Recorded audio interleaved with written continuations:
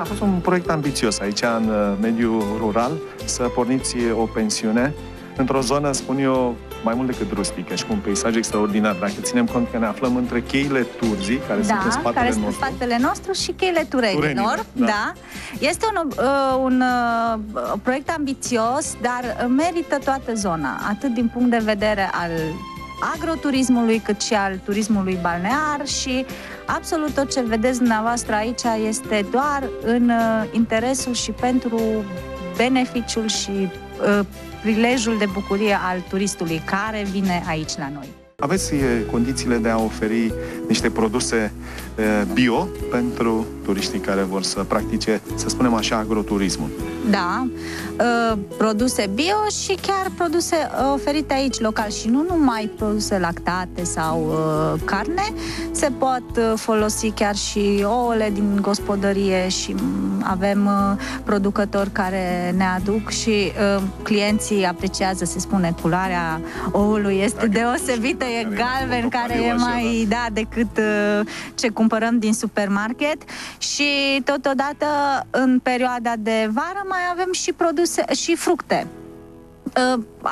Mai sunt prune, mai în zonă se face și murea aceea de câmp, care e foarte gustoasă și mulți preferă în plimbările care le fac pe aici prin împrejurim să meargă să-și culeagă ei și noi mai folosim asta pentru dulcețuri, pentru compoturi, siropuri, care dau foarte bine la turist, adică omul vrea ceva de calitate și chiar să aibă gustul ăla natural. Da. Petreștii de Jos, nu? Așa se numește localitatea. Da, suntem în localitatea Petreștii de Jos, în județul Cluj. Este un areal foarte întins, zonă deluroasă și care-i brandul nostru, de fapt, sunt cheile Turzii aici.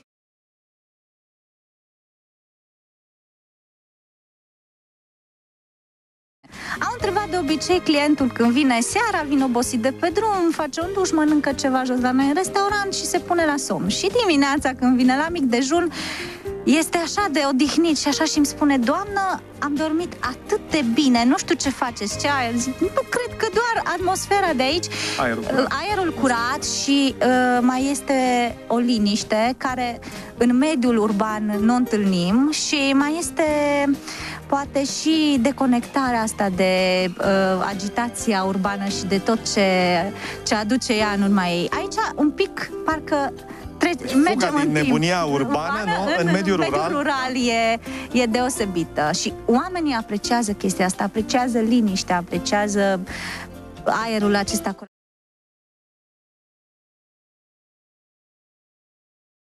Este un prilej pentru zona rurală, atât a noastră cât și, cred că în toată țara, accesarea fondurilor, pentru că asta ne-a ajutat să ieșim din anonimat.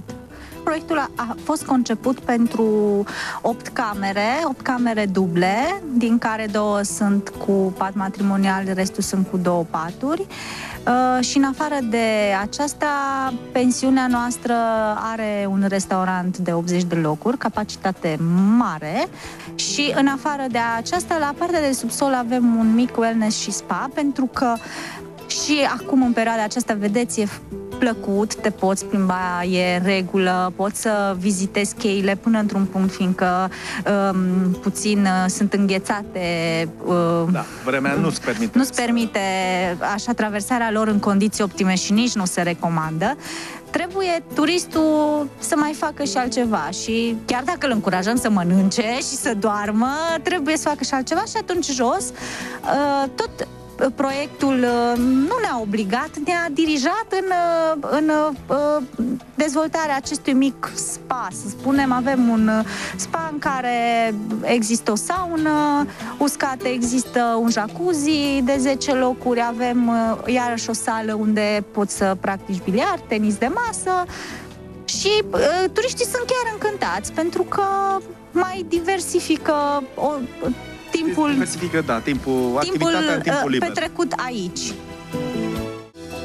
Suntem la 12 km.